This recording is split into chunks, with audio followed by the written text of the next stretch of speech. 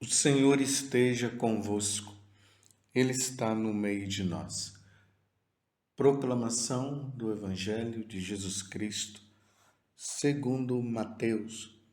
Glória a vós, Senhor.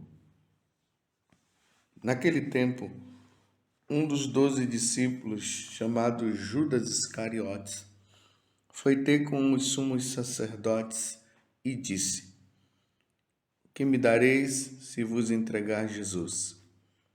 Combinaram então 30 moedas de prata.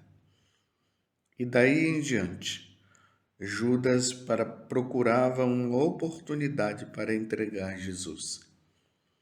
No primeiro dia da festa dos ázimos, os discípulos aproximaram-se de Jesus e perguntaram: Onde queres que façamos os preparativos para comer a Páscoa? Jesus respondeu: Ide à cidade, procurai certo homem e dizei-lhe: O mestre manda dizer: O meu tempo está próximo, vou celebrar a Páscoa em tua casa, junto com meus discípulos. Os discípulos fizeram como Jesus mandou e prepararam a Páscoa. Ao cair da tarde, Jesus pôs-se à mesa com os 12 discípulos.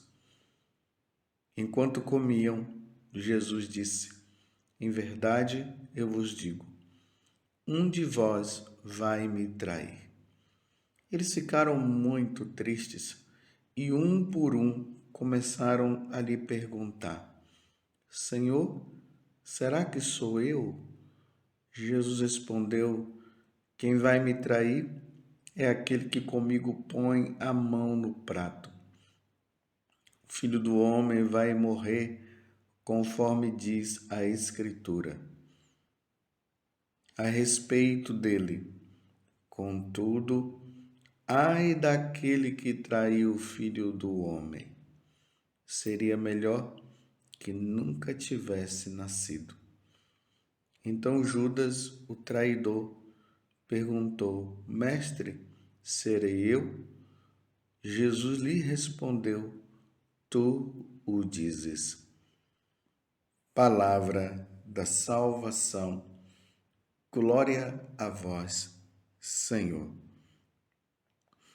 Meus irmãos e minhas irmãs, estamos na quarta-feira santa e, mais uma vez, estamos refletindo sobre o mistério de Judas Iscariotes, aquele que ficou conhecido entre os evangelistas Mateus, Marcos, Lucas, João, como o traidor. Eu digo os evangelistas porque foi eles que deixaram escrito, eles narraram a vida de nosso Senhor Jesus Cristo. E sempre que a referência vinha a Judas, era que ele era o traidor. Quando eles narravam a escolha dos apóstolos, dos 12, por parte de Jesus, eles sempre terminavam dizendo: E Judas Iscariotes, o traidor. Na segunda-feira passada, quando estava ocorrendo aquela festa na casa de Marta, Maria e Lázaro, ali uma comemoração, um agradecimento a Jesus por ter ressuscitado Lázaro. Maria, ela fez um gesto maravilhoso que Jesus disse que aquele gesto dela jamais seria esquecido. Maria simplesmente foi lá e ungiu os pés de Jesus com um óleo de nardo, nardo puro, um nardo caríssimo. E Judas, vendo Maria fazendo aquilo, ele disse: que desperdício. Poderia pegar esse dinheiro e dar para os pobres. E, na verdade, João, que escreve o Evangelho, que também é o apóstolo, disse que Judas não estava falando aquilo porque ele estava lembrando dos pobres, mas porque ele era responsável pelo dinheiro ali da comunidade dos apóstolos junto com Jesus, e ele era um ladrão. Duas características que ficou nos primeiros cristãos: Judas, ladrão; Judas, traidor. E hoje nós vemos mais uma vez a narração dessa tentativa de Jesus de fazer com que Judas tomasse consciência que o Senhor estava sabendo, que Jesus estava sabendo das tramas dele. Era a oportunidade de Judas se converter, de mudar de vida, e isso não aconteceu. Vimos ontem a narração feita por São João, hoje São Mateus. Vocês veem que estamos no capítulo 26 do Evangelho de São Mateus, do versículo 14 até o versículo 25. E aqui começa Judas trabando. Ele foi lá diante do sinédrio, aqui fala do sumo sacerdote, e faz a proposta. O que me deveis, o que me dareis se vos entregar Jesus? Está vendo que o dinheiro está sempre em volta? O que me dareis se vos entregar Jesus? Combinaram então 30 moedas de prata, e daí em diante Judas procurava uma oportunidade para entregar Jesus. Daí em diante ele procurou, estava ali vendo a oportunidade e tal, e depois nós vamos ver que o lugar onde ele havia combinado foi justamente lá onde Jesus foi rezar no Getsemane, lá no Monte das Oliveiras, quando Jesus se retira com os apóstolos para rezar. E Jesus, sabendo do que já iria acontecer, entrou numa profunda tristeza ao ponto de suar sangue. E aí Judas chega, porque Judas não estava com os apóstolos naquele momento. Apesar de Jesus ter se retirado a uma distância de um atirar de uma pedra, e os apóstolos ficaram lá dormindo, Jesus se entristeceu porque eles estavam dormindo. Mas nesse momento, Judas já tinha ido lá para dar razão ao esquema dele, sendo que Jesus tinha já dito ali na última ceia, porque nós estamos no momento da última ceia, e Jesus deu a oportunidade a Judas de mudar de vida. Olha como foi que Jesus fez. A narração agora de São Mateus. Ontem nós vimos de São João. Hoje é a de São Mateus. Jesus fala e deixa bem claro: um de vós, em verdade eu vos digo, um de vós vai me trair. Então estão ali os apóstolos na última ceia, na primeira missa que Jesus vai celebrar, porque a última ceia de Jesus é a primeira missa também. E ali ele institui o sacramento da Eucaristia e do sacerdócio. Isso nós veremos na missa do lava-pés, que nós damos o nome tradicionalmente ali, missa do lava-pés, mas é a última ceia. Isso acontecerá na quinta-feira. Então Jesus fala, e todos os apóstolos ouviram, Judas também ouviu. Era a oportunidade de Judas mudar de vida. Em verdade eu vos digo, um de vós vai me trair.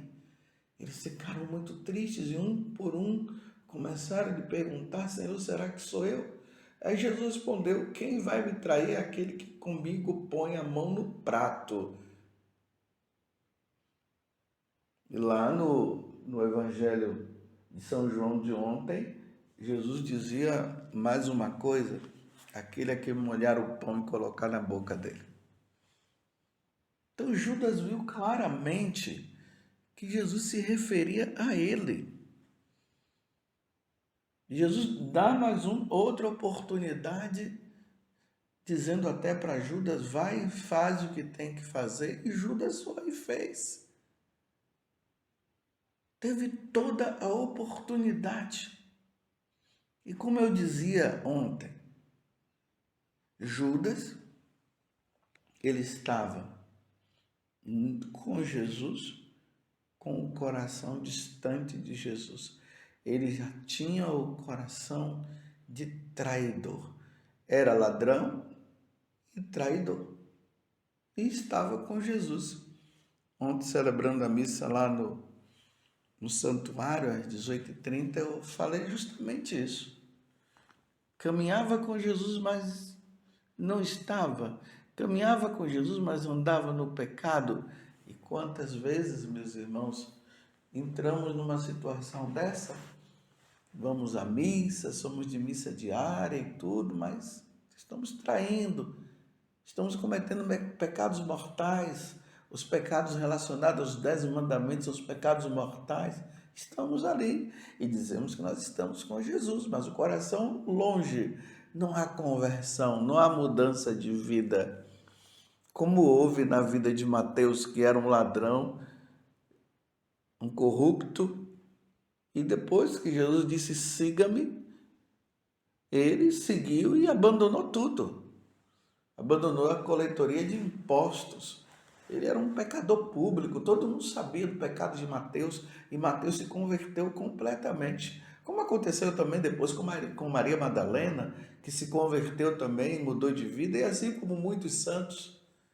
Mas infelizmente, meus irmãos, tem muitas pessoas que caminham com Jesus, mas anda no lamaçal do pecado, vive numa vida de traição completa. Nem se confessar, confessa. E tem aqueles que às vezes até se confessam, mas não mudam. Continuam na vida errada, embora esteja com Jesus. Você está compreendendo? E quando eu falo isso, é para você se avaliar, é para eu também me avaliar. Eu estou com Jesus, mas eu sou Judas, mas vivo como Judas, traindo o meu amado Senhor que deu a vida por mim? E aí, meus irmãos, no Evangelho de hoje, Jesus fala uma coisa que precisa calar forte no nosso coração e nós precisamos meditar sobre isso. Vejam só. Versículo 24, lembrando que nós estamos no capítulo 26 do Evangelho de São Mateus. Olha só o que Jesus disse: o Filho do Homem vai morrer, conforme diz a Escritura a respeito dele. Contudo, ai daquele que trair o Filho do Homem, seria melhor que nunca tivesse nascido. Então Judas, o traidor, perguntou: mestre, serei eu? Jesus lhe respondeu: tu dizes. Está vendo? Jesus agora fala claro para Judas: tu dizes. Eu sei, Judas, de tudo que você está pensando, eu sei tudo que você está tramando. Judas não mudou, meus irmãos. Não mudou, apesar de Jesus ter dito: ai daquele que traiu o Filho do Homem, seria melhor que nunca tivesse nascido. Não é que Jesus esteja amaldiçoando, não. Jesus está dizendo que a condição da pessoa que trai, que o trai, é uma condição que seria melhor que ele não tivesse nascido. Imagina, meus irmãos, nós nascemos para amar e servir a Deus. Nós estamos neste mundo de passagem. O nosso habitat eterno será no céu, convivendo com o Senhor. A nossa vida aqui na terra é uma preparação. Ou nós nos preparamos para ir para o céu, ou nós nos preparamos para ir para o inferno. Não tem outra condição. Não tem outra. O inferno não foi criado para nós, foi criado para Satanás. Para todos aqueles que lá no céu se rebelaram com Deus, foi para eles. E eles não vão se arrepender dos pecados cometidos. Nós somos criados para o céu, eu estou sempre falando isso e você precisa entender isso. Eu não estou brincando, é uma verdade. Mas passa a vida toda nessa terra, uns com menos tempo, outros com mais tempo. E é uma vida de preparação para o inferno. Então era melhor não ter nascido. Mas você poderia dizer assim, então, mas por que Deus me criou? Deus me criou você, nos criou para que nós possamos estar com Ele um dia. Olha que maravilha. Olha a bondade de Deus. Ele nos criou para estarmos com Ele. Mas, se nós o abandonamos, se nós não queremos saber dele, o que será? Era melhor não ter nascido. Olha o que é que Jesus fala com Judas. E vocês viram depois o que foi que aconteceu com Judas.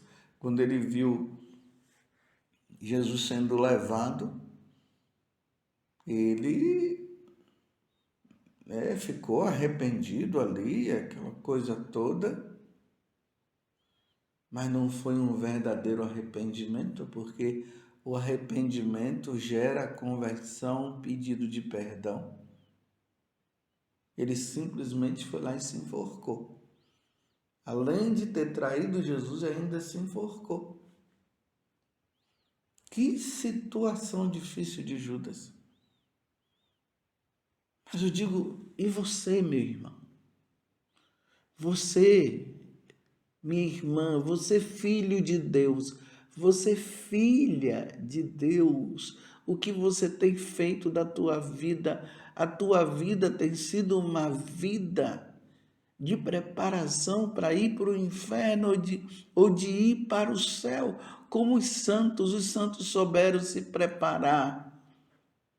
Eles procuraram servir a Deus em tudo e eles foram para o céu. Então, por exemplo, um São Luís Gonzaga, Jesus olha para ele e diz assim, esse sim, esse nasceu e sobreviveu.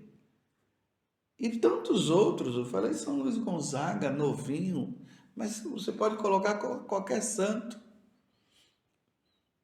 Agora, aqueles que levaram uma vida errada, uma vida promíscua, na mentira, no aborto, na ideologia de gênero, mudando a sua sexualidade, sendo que Deus nos criou. Quando Deus cria o homem é homem. Quando Deus cria a mulher, é mulher. Não é para a mulher trocar o seu sexo. Não é para o homem mudar o seu sexo. Eu estou falando para os católicos, estou me baseando na Sagrada Escritura. Deus o criou homem e mulher. Deus não criou homem. Não, mas depois você vai ser mulher, ou criou mulher e depois vai ser homem. Isso é uma traição diante do Criador. É Deus quem diz isso. Não é o padre José Augusto, é Deus. Então nós devemos levar uma vida de santo. Vamos levar uma vida de santo, meus irmãos. Não vamos brincar. Agora estão surgindo aí as pessoas que estão servindo a Satanás. Antigamente era uma coisa escondida, agora estão se declarando, estão se mostrando. Melhor não ter nascido. Imagina você nascer para dizer que vai se servir a Satanás. Não, nós vamos servir ao Criador. Deus criou todo mundo, todos os seres humanos e até os seres espirituais, até o Satanás, que antes de se tornar Satanás, era o anjo de luz, estava no céu. Ele foi criado por Deus, ele não surgiu assim. Só que ele se rebelou contra Deus, ele não quer saber de Deus e ele odeia a Deus. E quem segue Satanás não vai se salvar. Eles querem ir para o inferno, então o que é que nós podemos fazer? Agora, quem não pode ir, meus irmãos, somos nós. Vamos para o céu. E que o elogio de Jesus seja esse. Que bom que você nasceu para me servir. Vamos, meus irmãos, servir a Deus? Louvado seja nosso Senhor Jesus Cristo, para sempre seja louvado, e a sua mãe, Maria Santíssima.